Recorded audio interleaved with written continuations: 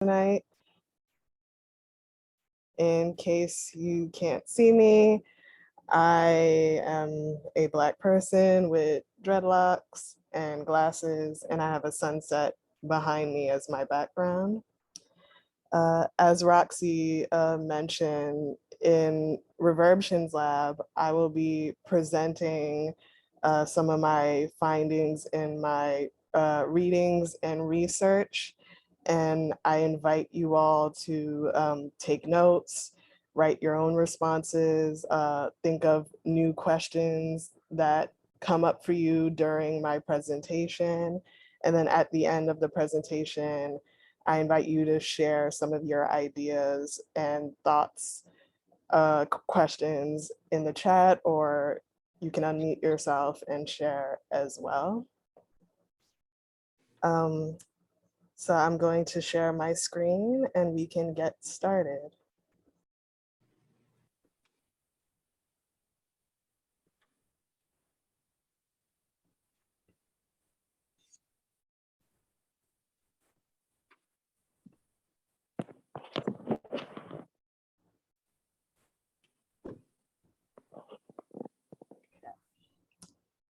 So Reverbtions Lab for KwaNTum. So to start off, I wanted to present a question for everyone participating tonight. What is reverbtions?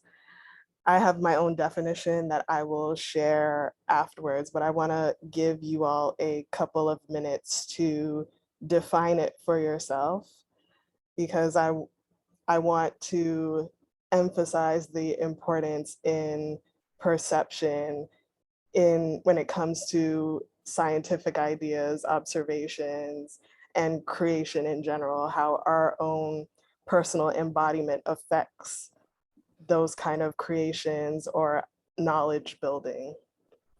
So I'll give you a couple of minutes to either share in the chat or write in your own notes what reverbtions means for you.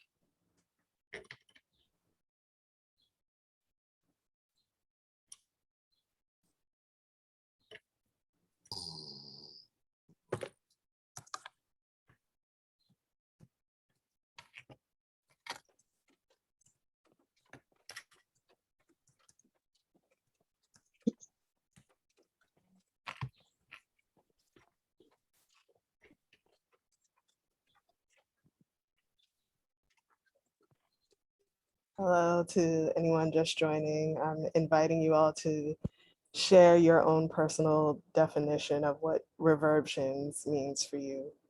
You can write it down in your own personal notes or feel free to share it in the chat.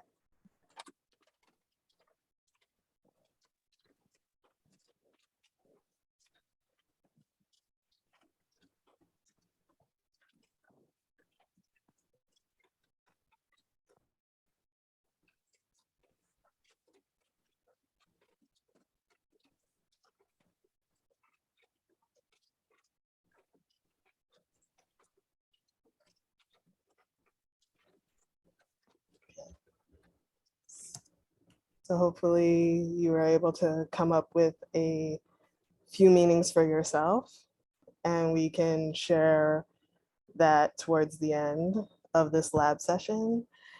I'm gonna talk about what reverbtions means for me. And for my personal practice, I love to do wordplay and fusions of words. So when I was thinking of the title for this lab series, I was thinking of a number of words. Of course, the word verb, which is an action word, but looking up the etymology of verb, I found out it's actually related to the word itself. And it means to speak like God or speak in a way to create action or have a sense of being. So I thought it was important to think about verb in that sense of a word that is action oriented or have a sense of being. The other word I was thinking of was reverb, which are echoes of an amplified sound or the persistence of a sound within a certain space. And in the definitions of reverb, I found out that it's the state of numerous reflections of sound. And at the end of those reflections, the material within a space ends up absorbing all that sound. So I was thinking of what happens to that sound once it's absorbed by all the material in a space as well.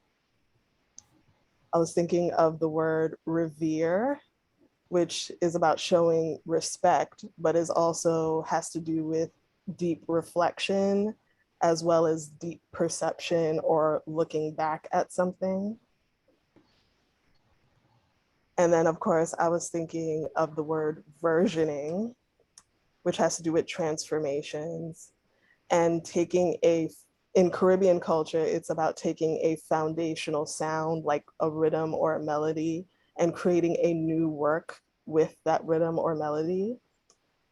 And in computer software work, there's a thing called software versioning, where it's the idea of creating multiple versions of a software that are either improved, upgraded, or customized. Mariah, you're just playing around. Could you mute yourself? Can everyone make sure they're muted? Please. Thank you. And there's also versioning of a file system where you can have different file versions of something at the same time. So all those ideas went into me thinking about what reverbtions is.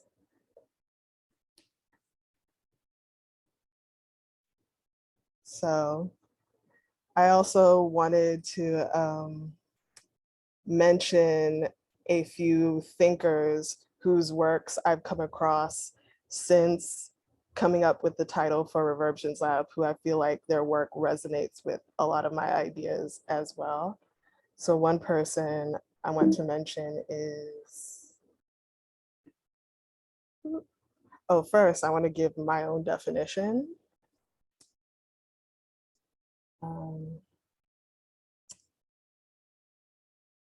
One second, I can't use the mouse with this, so I'm gonna have to escape.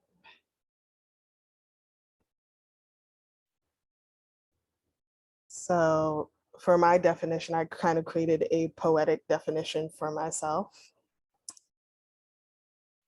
So I'll just read it out here right now. The active embodiment of the word and all of its vibrations. To turn, to transform, to respond, to watch, to witness, to reflect, to wear, to fashion, to costume the self, to carry, to hold up, to maintain. A question is an invitation to reverb. Results in tonal shifts when the word is embodied in another. Word. When reverb happens enough, it becomes itself, like God herding itself clearly. The deep reflection, the en, in, on, ying of the and, in, on, un, entire frequency, the container of I, writhing, trembling, troubling itself, a gathering of resonances. What does the word sound like within? The hum known, a mystery of in turn meant manifest. Put it together as ent, the living word made flow, made reflex, made burks. ReVerb is learning to breathe again through research, resource, resurge, wandering around till you return back to yourself as a question. And below is an equation that I've made up for myself for my entire process.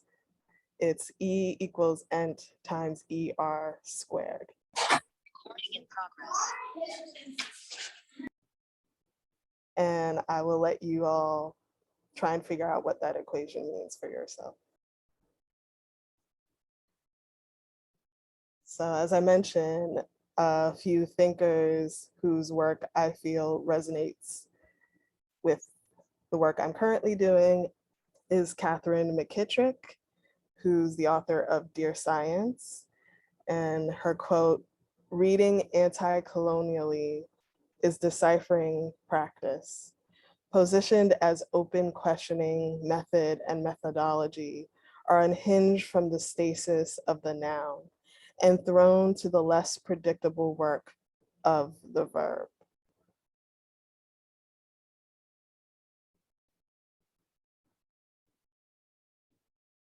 Another thinker is Hortense Spillers. And she wrote in her work Interstices about Black women that Black women often feel unvoiced, misseen, not doing, awaiting their verb. So for me, this lab is a process of me creating my own kind of verb for myself as well. So in thinking about creating a verb or kind of active kind of container or space for myself, I wanted to talk about my project KwaNTum. And now I'm going to give you a few minutes to think about what KwaNTum can mean for yourself as well.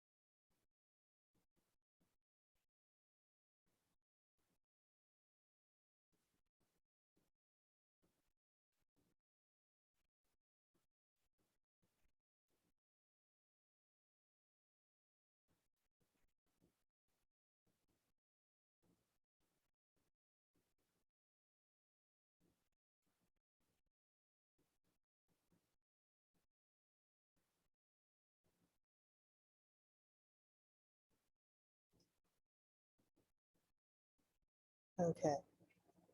So while you continue to think about the possible meanings of KwaNTum, I want to share some of the meanings of it for myself. This right here is one of my favorite math equations. 1 divided by 0 equals infinity. As it approaches 0, it gets closer to infinity. And for me, how I define this is as I become more self-contained and discover all the possibilities of myself, I discover all the infinite capacities that I hold within me.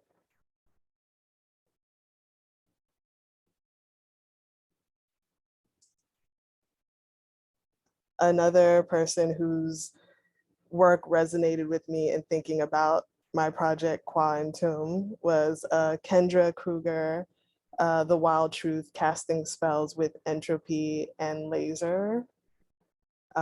This book was in KwaNTum Black Quantum, I'm forgetting their name now, but it's in their anthology. And she includes poetry in her essay. And this one really resonated with me in thinking about my project. I made a jar of my feelings to put all my love in. It was messy like the stars, be beautiful and messy like the stars.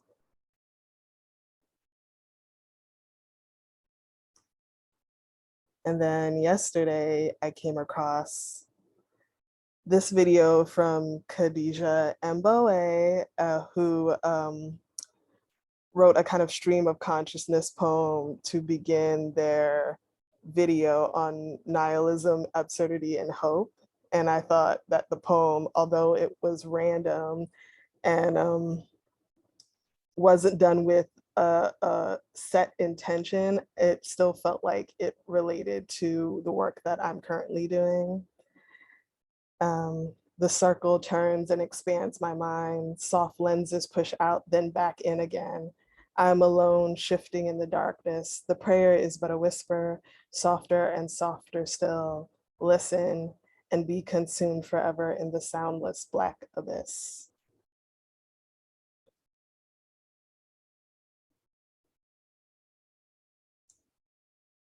So all of this is to say both Reverb Lab and KwaNTum are about what Catherine McKittrick said, Black livingness and ways of knowing.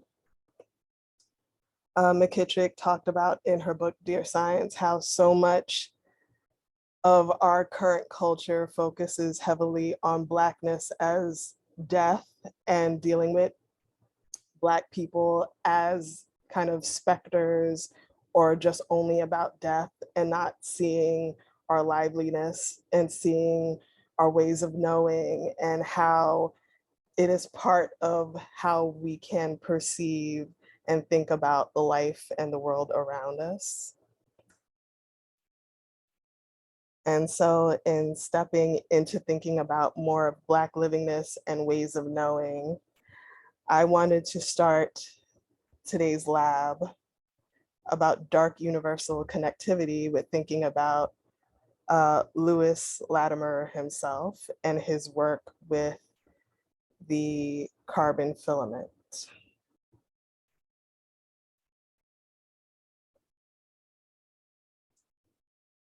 So some questions came to mind in thinking about Lewis Latimer's work with the carbon filament.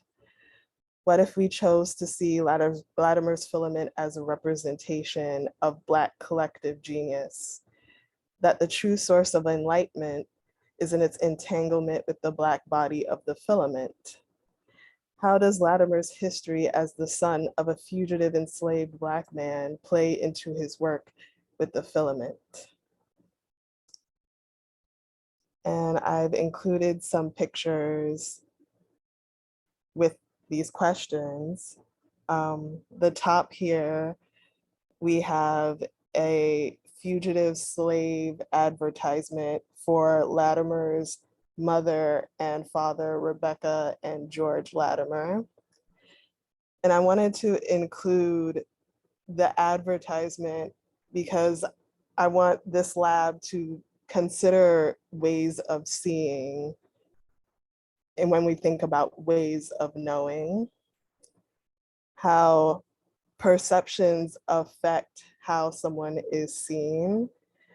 And in this advertisement, the person who is trying to get back Rebecca and George Latimer are visually and personality-wise describing Rebecca and George.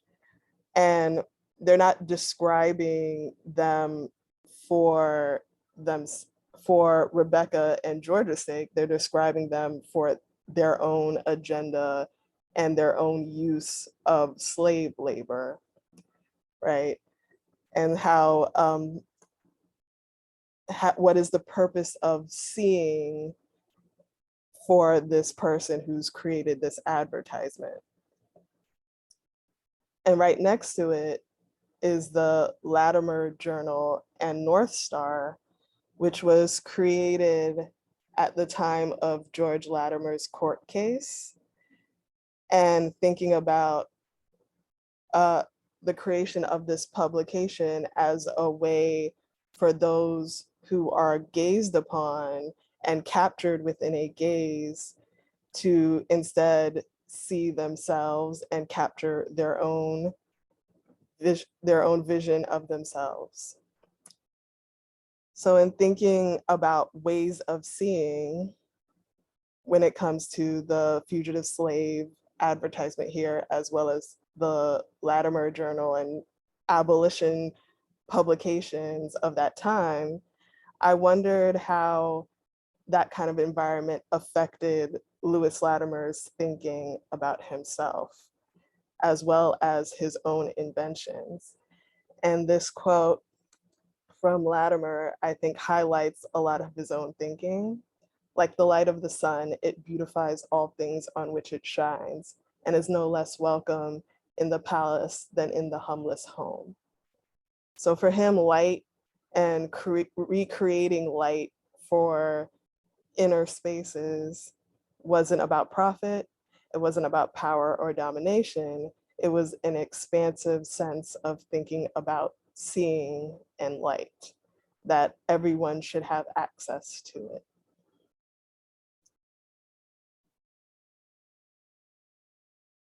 So in thinking about the filament and dark universal connectivity, I wanted to think deeper about what is knowing and what is seeing.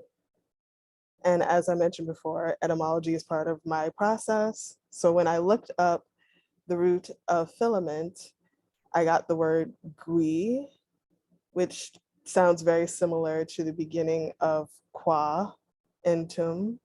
It's just a heavier sound.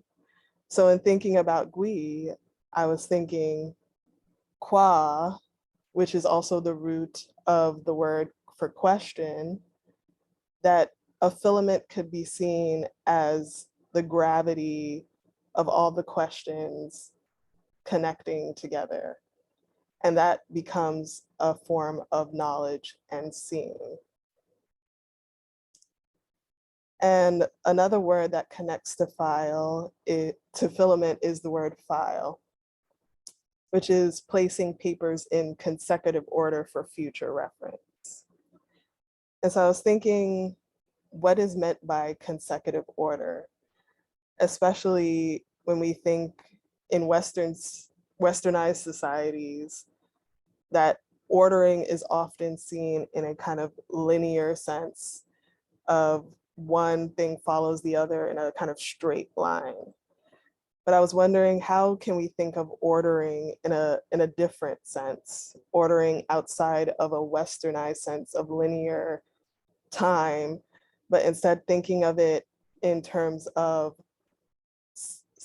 a kind of Afro-diasporic, cyclical, spiral, layered, and of course, in thinking of quantum physics, an entangled kind of sense of time.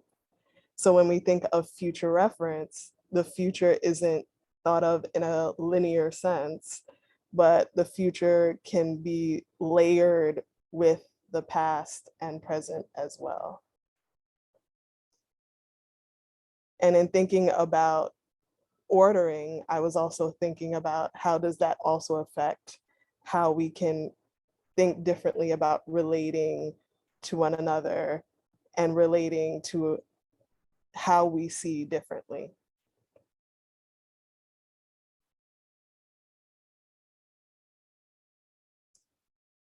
So these are some additional questions I was asking myself. What kind of knowing would we have if we consciously entangled the Enlightenment age and the transatlantic slave trade and the Revolutionary age, which all were happening at the same time? What kind of relations led to this kind of knowing? What is the cost of knowing? How does money and greed affect our possibilities of knowing? Is it possible to see clearly without these connections made? What other questions are found in the dark? And during my research, I found this quote from the Khan Academy and their article on the Enlightenment. And they were referencing the many-headed Hydra, the hidden history of the revolutionary Atlantic. And I think this quote is what I want to be a way of thinking of how we can see and know differently. They argue that a transnational, multiracial, working class meeting on ships and in port cities across the Atlantic played an important role in demanding radical change. They call this a universalism from below.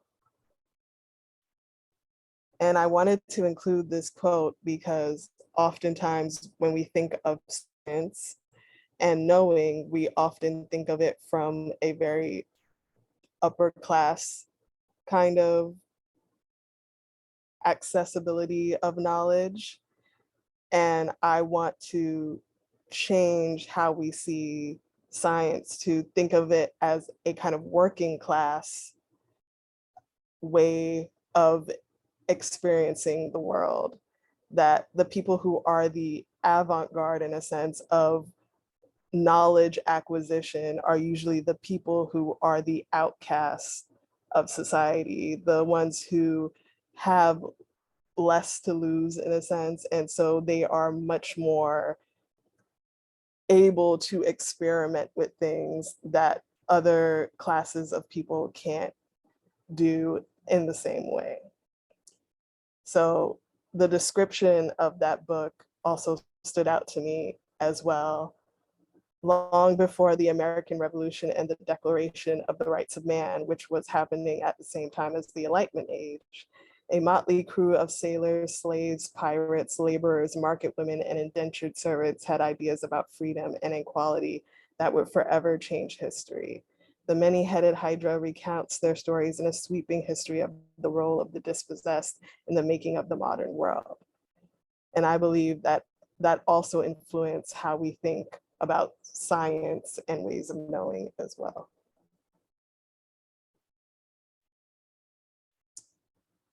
So in thinking about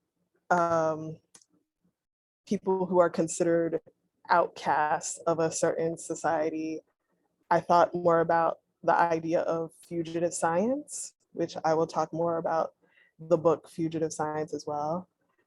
But I was thinking about how do you map the movement of the fugitive in science? What does it mean to see? And thinking about in science as a kind of play on the word insight. How do you create pathways for a being immersed in chaos? So thinking back to Latimer's work with the filament and the meanings of filament as a thread and the idea of weaving and spinning things together, some other ideas came to mind. For example, the origin of the American flag. And oftentimes when the creation of the American flag is thought about, it's usually pictured with a white woman who created the flag, but oftentimes, often what is not included is the other people who helped in the creation of the American flag. And one of those people was Grace Wisher, who was an enslaved Black teenage girl who was helping in the creation of the American flag. So a question for me that came up was, whose hands helped weave together the American symbol, its stars and stripes, whose labor helped weave together what we see? What does their movements, bending and expanding time and space in the making of a sight say? Another person who came to mind was Topsy from Uncle Tom's Cabin. And I ended up finding a work from Allison Sarr, who's the daughter of Betty Sarr, who's a well-known assemblage and collage artist. And this is her work called Topsy Turvy. And the pictures are Topsy and the Golden Fleece, as well as the white guys. And in looking at these art pieces from Allison Sarr, it reminded me again of Latimer's Filament, where you have this character whose hair kind of looks like a filament, and in her hand, she's holding this golden fleece that kind of represents light that she has captured and grasped for herself. And some questions that came to mind in thinking about Allison Sarr's work was, whose sight do we value? Is it Topsy? Yes, Topsy from Uncle Tom's Cabin, who was an inventor of herself, who fashioned herself through her own wanderings on the ground, like Neith, like Medusa, like Anat, like Kali, like, and you can put whoever else you like to put. And in thinking about sight as well, Bradford Young and his work with photography and cinematography came to mind. Photography originally was not created with capturing dark-skinned people in mind. It was with lighter-skinned people in mind. And because that technology was not created with darker-skinned people in mind, it failed to capture us correctly. So this quote from Bradford Young also helped to make me think about, how can we see differently? When you underexpose dark brown skin tones, they pop and resonate and shine in a particular way that you're not going to see when a face is lit in a conventional way. You're doing Black folk a great disservice when you overexpose their skin. And so some of the thoughts that came to mind for me was, we need better lighting, how to light the dark. How do we manipulate light in our favor? What knowledge is in the underexposure? The root worker of sight cultivating a new circuitry of sight. What in the ground holds the knowledge of what has been seen and what has not? How do we reclaim the process of weaving together how we see?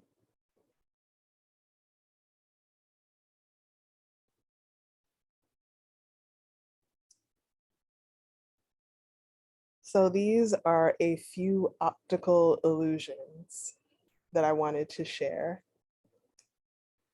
At the top right is a optical illusion that's in various studies.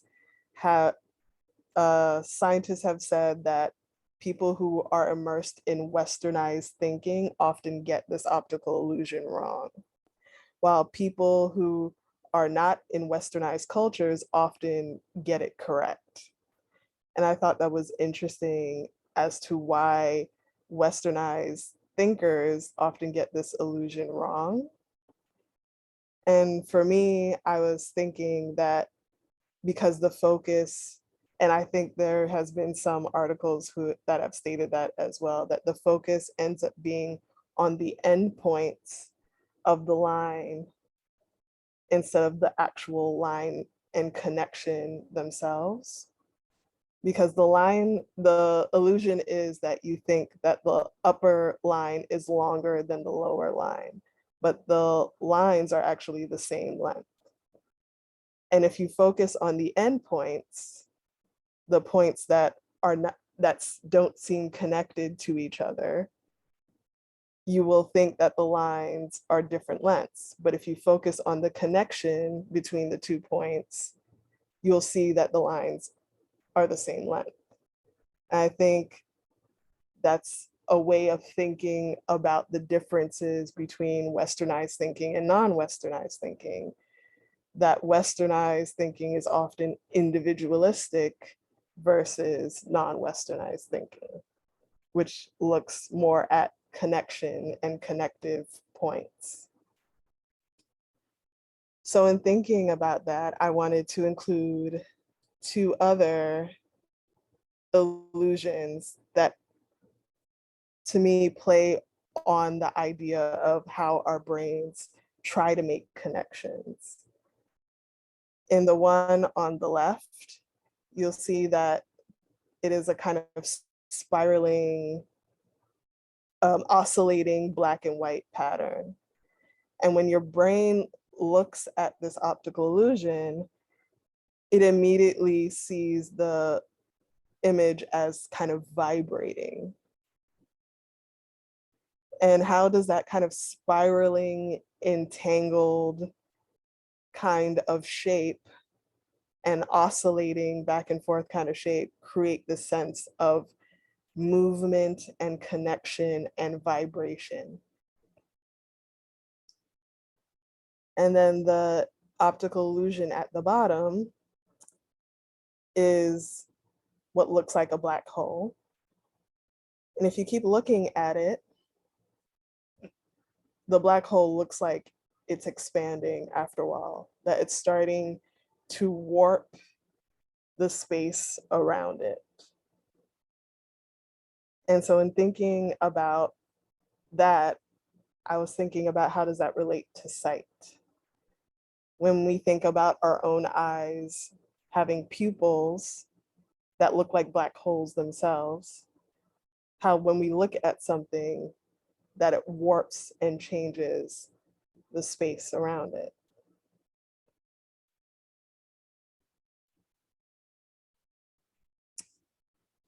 Now back to Kendra Kruger's work about lasers. She talked about lasers' forbidden state, which is a kind of repetition or resonant state of the atoms in a laser's crystals when they're absorbing the photons that causes them to be in an excited state and causes a wave of energy. And these states allow for synergy and releasing of stored energy within the atoms of the crystals themselves. So in thinking about absorption of energy and how it relates to blackness and black holes, how does that absorption of energy, that ability to warp and shift and change space, affect what is perceived and what is seen?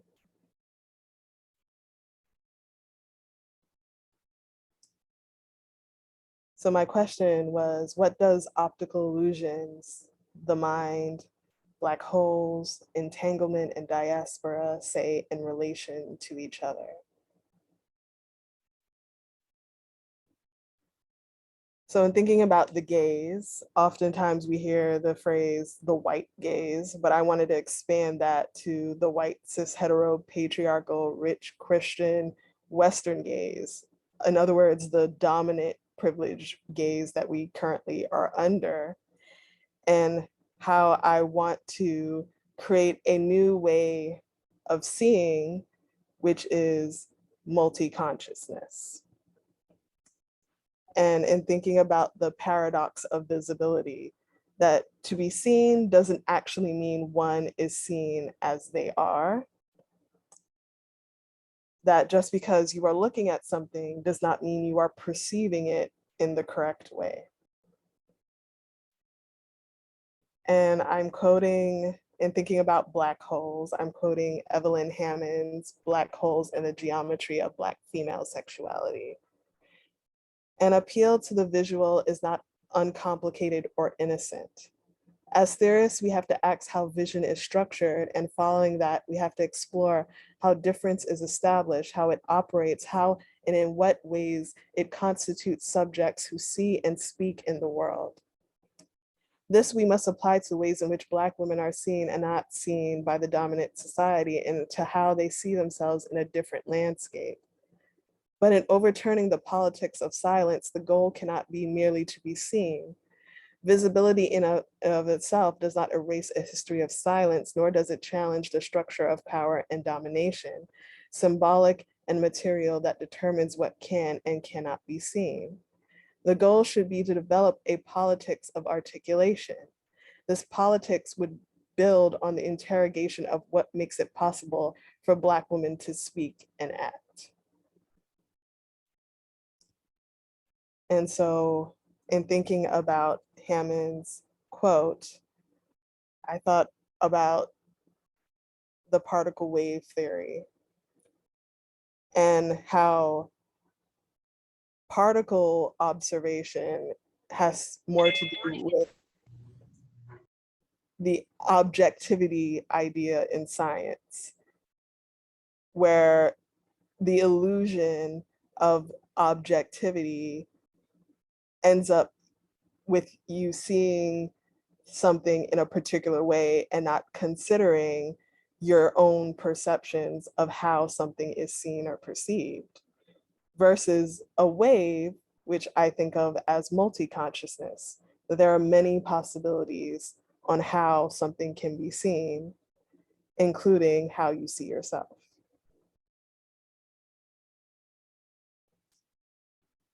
So in continuing with Black holes, this quote from Hammond's essay in thinking about creating counter narratives. To name ourselves rather than be named, we must first see ourselves. For some of us, this will not be easy. So long unmirrored, we may have forgotten how we look. Nevertheless, we can't theorize and avoid, we must have evidence. And that was from O'Grady that she quoted. From McKittrick and Dear Science, she quoted Diane Brand. Diane Brand begins, "There are maps to the door of no return. The physical door. They are well worn, gone over by cartographer, refined from Ptolemy's Geographia to orbital photographs and magnetic field imagining satellites. But to the door of no return, which is illuminated in the consciousness of Blacks in the diaspora, there are no maps."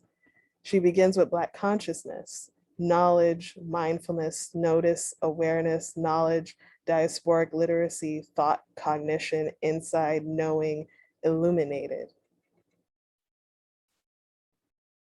And then going to Britt Russert and her book, Fugitive Science, she quotes, she references the Shadow book by Kevin Young.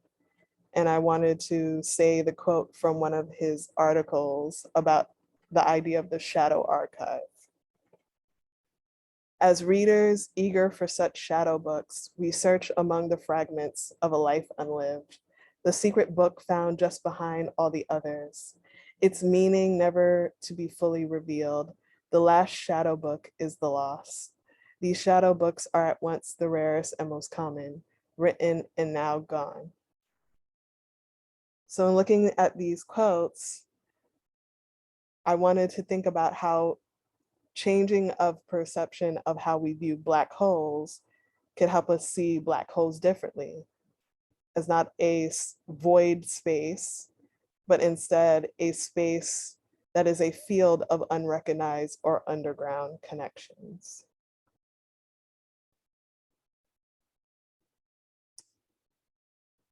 So this is from Variations on Negation by Michelle Wallace. And Michelle Wallace evokes the idea that of the Black hole as a trope that can be used to describe the invisibility of Black creativity in general, and Black female creativity specifically. As Wallace rightfully notes, the observer outside of the whole sees it as a void, an empty place in space. However, it is not empty, it is dense and full place in space. There seem to me to be two problems. One, the astrophysics of black holes, i.e., how do you deduce the presence of a black hole? And second, what is it like inside of a black hole? The identification of a black hole requires the use of sensitive detectors of energy and distortion. To the second question, what is it like inside of a black hole? The answer is that we must think in terms of a different geography. And again, I mentioned the underground storehouse of unrecognized connections. And how do we create technologies to be able to recognize those underground connections? From Houston Baker, light shown into a black hole disappears, converts energy into mass that is infinitely compressed, and all objects are squeezed to zero volume. Michelle Wallace again. Physicists now believe that black holes may give access to other dimensions.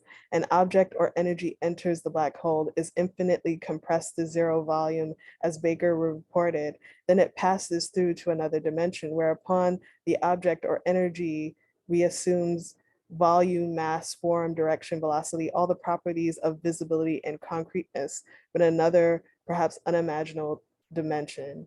The idea of a black hole as a process, as a progression that appears differently or not at all from various perspectives seems to me a useful way of illustrating how I conceive of incommensurability or variations on negation as characteristics of Black feminist creativity.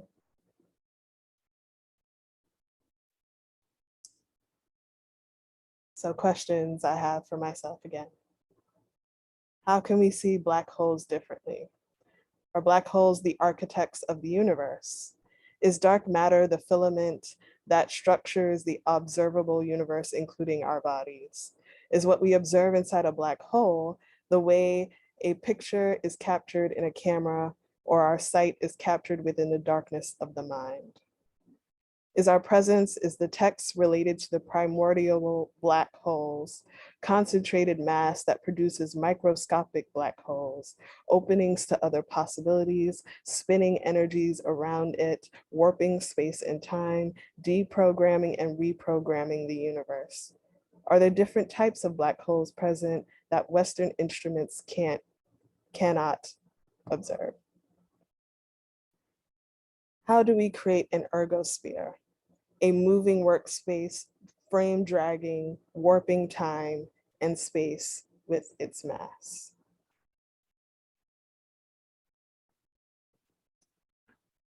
So in thinking of quantum entanglement and the connection to the Black diaspora, fictive kin as bending of time and space, creating a poetic archival and knowledge making in its working together. Despite the far distance, two particles are still connected in quantum entanglement. Despite separation of slavery, diaspora is still connected in an invisible network. From Catherine McKittrick, we are interdisciplinary actors continually entangling and disentangling, carrying narratives and tempos and hues that together invent and reinvent knowledge. This interdisciplinary innovation illuminates multiple skills and ways of knowing that privilege collaboration and bring into view unorthodox practices of belonging. Connections, reading across a range of texts and ideas and narratives, academic and non-academic, encourages multifarious ways of thinking through the possibilities of liberation. When I looked up quantum entanglement on Wikipedia, this was the definition they gave. An entangled system is defined to be one whose quantum state cannot be factored as a product of states of its local constituents. That is to say, they are not individual particles, but are an inseparable whole. In entanglement, one constituent cannot be fully described without considering the others. The state of a composite system is always expressible as a sum or superposition of products, of states, of local constituents. It is entangled if this sum cannot be written as a single product term. That even with the distance, they are connected as an inseparable whole.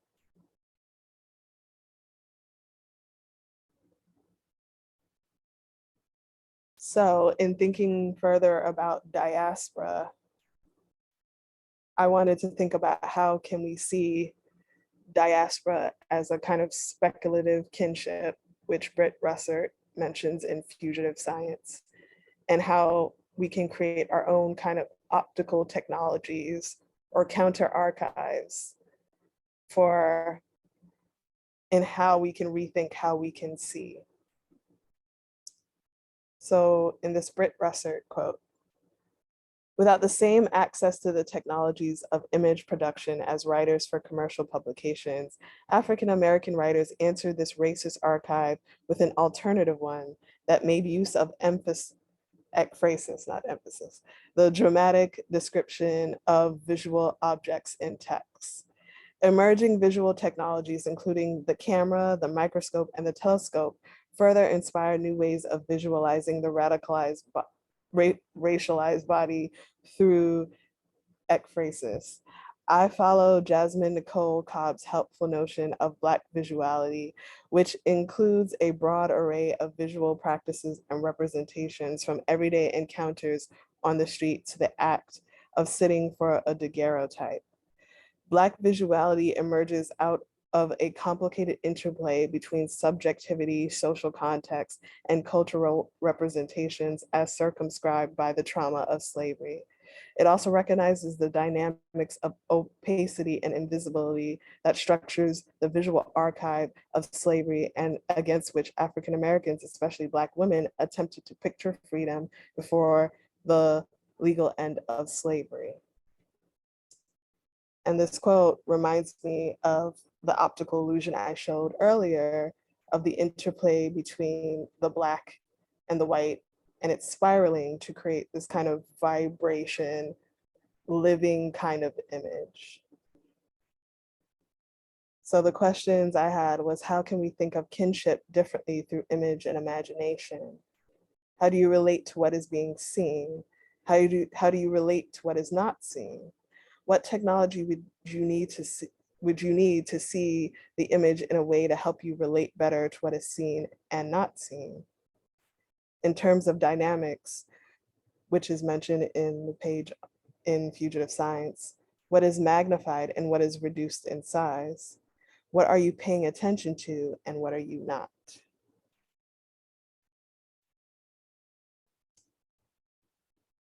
And so in my own kind of theorizing, I wanted to look at the word theory in of itself.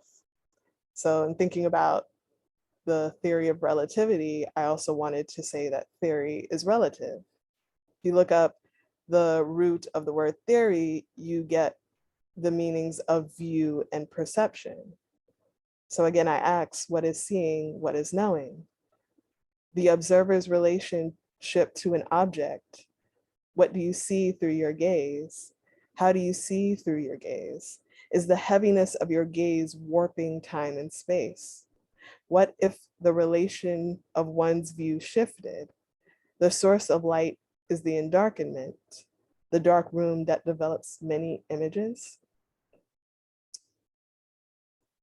And in thinking of the theory of relativity, I wanted to quote this. As an object approaches the speed of light, the object's mass becomes infinite, and so does the energy required to move it.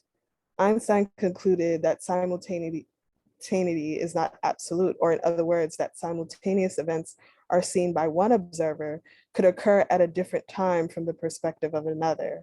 It's not light speed that changes, he realized, but time itself that is relative. Time moves differently for objects in motion than for objects at rest.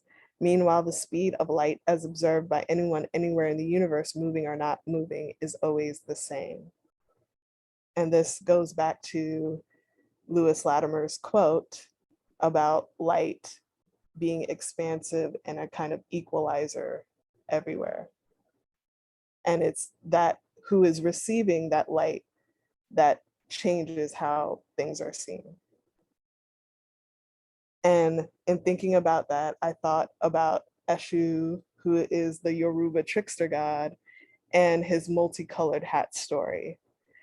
And the story is basically Eshu going down a road path in the middle of a field, and he has a multicolored hat on. But one person on one side of the field only sees one color of the hat. The person sees the color black. The person on the other side of the field sees the other color of the hat and they see the color red.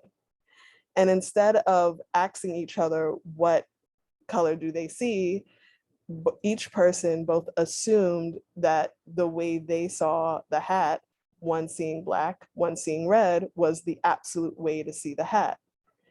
And so they start getting into a big fight of, oh, the hat is black, oh, the hat is red. And then Eshu comes back and tells them, oh, you both don't know any better, it's both colors. So be wary of how perception affects how we see. And this picture is a dissertation from Rebecca Cole, who was one of the first Black women in America to get a medical PhD. And she wrote a dissertation on the eye and its appendages. And one of my thoughts was, how does a Black woman writing about the eye change how we see sight and the structuring of visuality and seeing?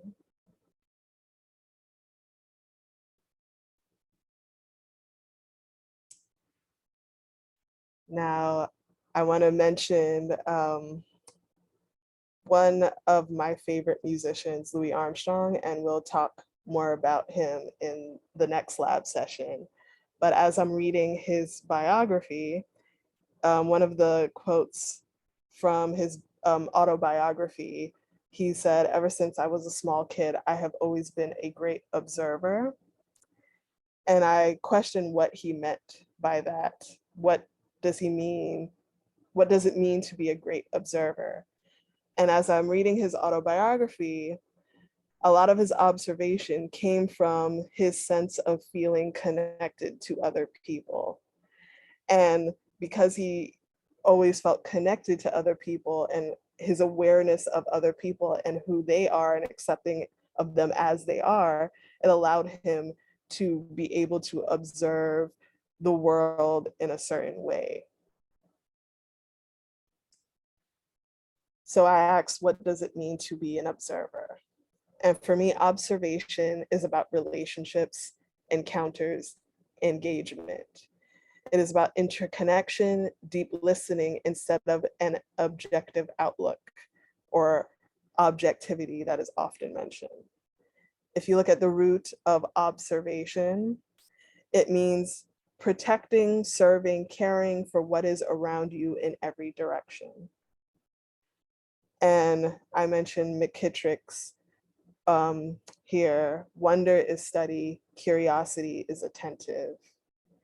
And when she mentioned wonder, I thought of Louis Armstrong's song, What a Wonderful World, and how his observations was about him being in a constant state of wonder and curiosity, not objectivity.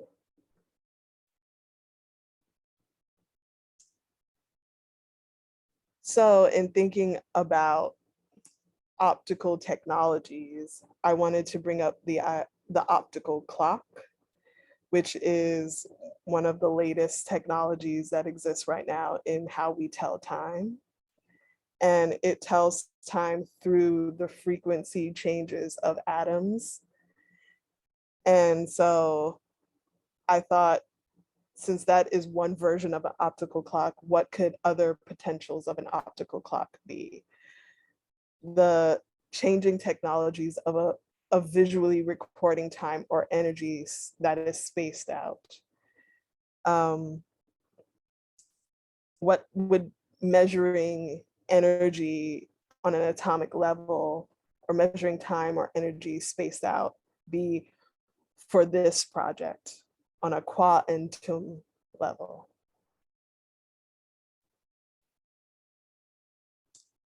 So this is one poem that I'm going to end this presentation with in terms of me thinking about the different kinds of clocks that can exist. So this is ship-shifting statues of the Mami Waters, alchemizing theory, testing the waters. The dolphin fountain, its gardens are the first image I see. I turn and then I see again, the clock has become laughter. In a former colonized town, becomes a time traveler in a ship. The ship is a submarine, roots itself in the dissolving, roots itself in the earth and rises up into my body. The clock becomes a pot within, and I pour waters full of memory into it and stir, adding blank, adding blank, adding blank, until I feel the warmth of medicine, the warmth of oneness again, sprouting forth into being. A free write is a kind of mapping, a map as a kind of knob of a door, a way of entering. What would our travels be? If a map was not two-dimensional, but folded into a shape like the knob, or like the paper fortune teller, pull the tab, open it, and find yourself here coming to be. In the midst of opening and closing like a mouth divining fate, pull an edge open and find yourself here where the X is, the point of X-cha-ing, of communion, of when the pin hits the surface and all intersections flow. Come here after I ask, where do I go? Bang on the kinkin, the incubator of sound, the in tick, tick, tick, tick flourish, the whole nest holding the egg as it beings to crack within you. The crack is the cry of a new dawn, unveiling the shy shell. The mouth is a crackling, breaking open an altar, round the world into a new design for the lost in, steered by the returning sailors, a totality of blackness, a totem or a code at the end of a sound that says so much of what's been held within. Black whole endor, E equals ent times ER squared, a space of safety where I find I, the ship as itself, guiding itself, the quilt wrapped around, reworks time into home. The amen, it is now. Amoatia, a memory of other times, other forms of being with the outer world. The gate opens into an utter of blank. Thank you.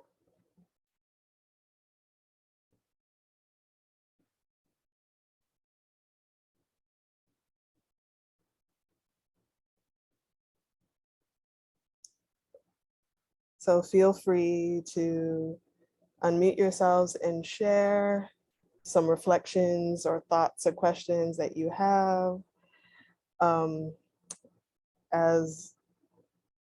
you can also share in the chat as well. And I'm just gonna go through the chat and share some of what has been said. Suzanne Austin Hill, using language to reclaim a previous desirable state of mind. Angela said, it's a movement inside my body guiding my mind. And this is for the meanings of reverberations. So Cheryl said reverberations, echoes, resonance, vibration, sound. Owner said ripples in a pond moving outward from disturbance. Barbara says, turning around words and meaning, going inside the obvious, finding new understanding deeper than surface. Dr. Kathleen Gillespie, what it means to be is a slowdown in thinking and observing the gray smudge in the mind. Barbara says, in the beginning was the verb. M.A. Dennis says, B, law of operations, parentheses first, equals B, verb equals action, the actions of being, regarding, remixing, redefining of being. Rachel says, nice one to Barbara. Suzanne, in thinking about what KwaNTum means, leaps in personalizing an experience. Angela, it's a sensation making you feel infinite. Roxy, Kwa is melon in Cantonese, the second word of the district where my parents grew up, to Kwa Wan. Tum reminds me of tumbling in motion, so somewhat similar to Suzanne's definition. Cheryl, quantum physics, particle, energy. Denise, can't, want. So to me, it means claiming what I want when dominant culture tells me that I can't, shouldn't want what I do, reclaiming myself.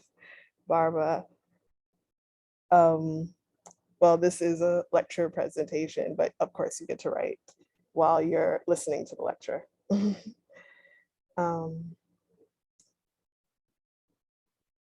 MA asks, what does it say if you never focus on line length?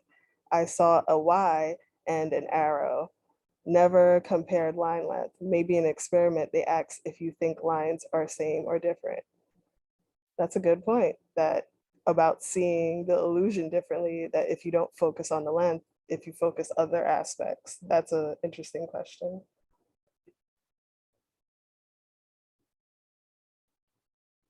And of course, Roxy said, it makes sense that they may have asked the question to prompt the comparison. So in that way, the question also shapes our viewing experience. And Angela, so much to think about and process. Thank you for being here. Owner, 1 divided by 0 is undefined, not infinity. Well, it's not technically infinity. It gets close to infinity, but it's not exactly infinity. And thank you, MA, for being here. And thank you, Dr. Kathleen Gillespie, and thank all of you for being here. If anybody has any other thoughts or comments to share, feel free to unmute as well. Cheryl, for the optical clock, my internal clock has shifted with age. I go to sleep early evenings, wake in the middle of the night. It has changed my relationship with the world.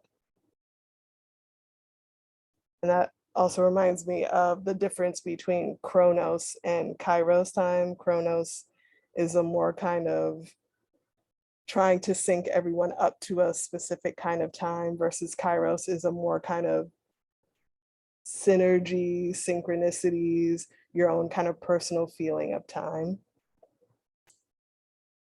Yes, I will, Black Cowie, I will share the presentation afterwards with everyone as well.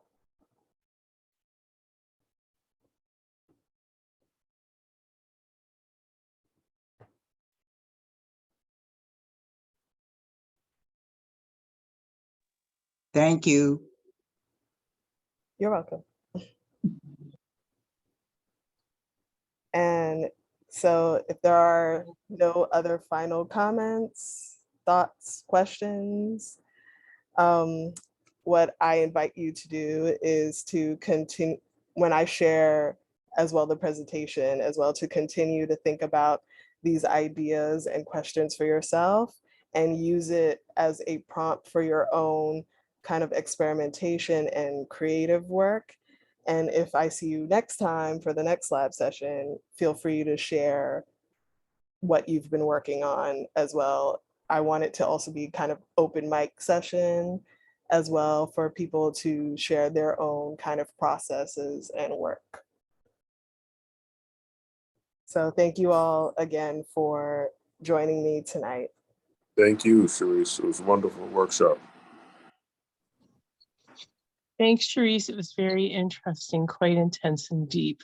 Not quite what I expected, but I really appreciate it. It was great. Thank you. Thank you. I appreciate the fulsome conversation on the state of existence, the interplay between science and the metaphysical, and tapping into the mermaid culture. Thank you very much.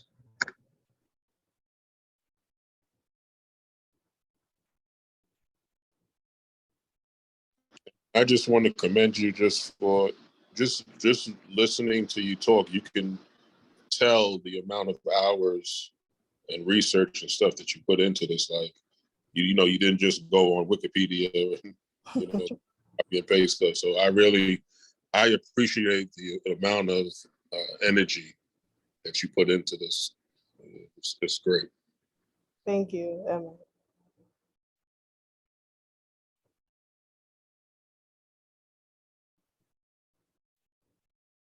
I did have one question, which is in terms of the lab, how did you sort of see our participation in this process feeding back into the loop of this lab? So I your process. So I kind of see it as the kind of like Black practice of call and response. So the presentations are kind of call, and I'm inviting you to respond to what I'm presenting to you. And at the end of the year in December, I'm inviting you to be part of my performance in a sense, where I'll be reading and performing some of my work, but I also invite you to share and read your work as well and kind of like interplay with me as well. Can I share something just based on, you know, what that question that you just answered it? To me, it feels like what you described with the black hole. I never thought about the thing with the black hole as far as like you going into the black hole, breaking down, but then coming out into another dimension, you know, with all of this stuff restored, the mass, the light, and all of that.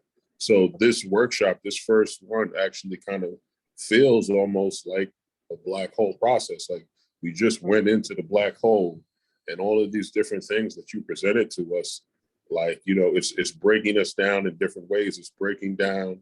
We're seeing things in different lights, you know, like so we're breaking down, and then I think the way you structured it is good, especially this first one. You need to just listen. You need to absorb, and then, like you said, when you get to the end, when you do that open mic where you invite people, I guess that would be coming out into the new dimension. Yes, thank you. Oh, owner, we have your emails, right, Roxy? So I'll share it with Roxy, and she'll send it out to everyone. Yeah, we if you did not register for this event via Eventbrite, so what we can do is also you can send us an email to info@lewislatimerhouse.org. So that's our general email, and you know, we can make sure that the materials get to you. But yeah, thanks for asking that. I also feel I need to revisit the presentation again. It was taking photos, notes of the writers that you're referencing, and I was like, I need to go read Dear Science, you know, I want to, just so many things to reflect on. Sherese, I just want to thank you for your what you said about the black hole. I was in a like a meditation circle a few months back, and like a black hole, a vortex came up for me towards the end, and I was so glad that they ended it, because I was scared. I was like, oh, I don't want to go in there, but I think it's time to. So thank you, really. Thank you.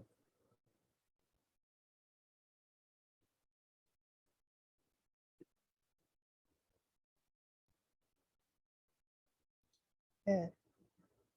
So thank you all again. And I can also share my email in the chat if you want to send me any ideas that you want to share as well. And Roxy, do you have any final things you want to say before we close out? I was actually going to say our end time is 7:30, but for this first session, we are closing out. I shared the event link for August. So the next session, all of the sessions for this series is happening on the second Wednesday of the month. So, if you are interested, this obviously on our website, but if you revisit and you register via Eventbrite, you'll be able to see all the dates. So you can register from there as well. And of course, you do not need to register to join us again, because we're using the same link as we are going to use today for the rest of the sessions.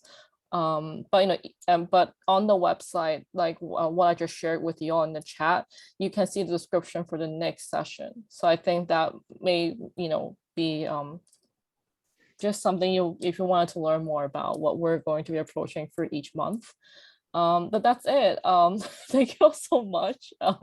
Thanks, Sherese, again, for thoughtful presentation, for each of you who share your thoughts.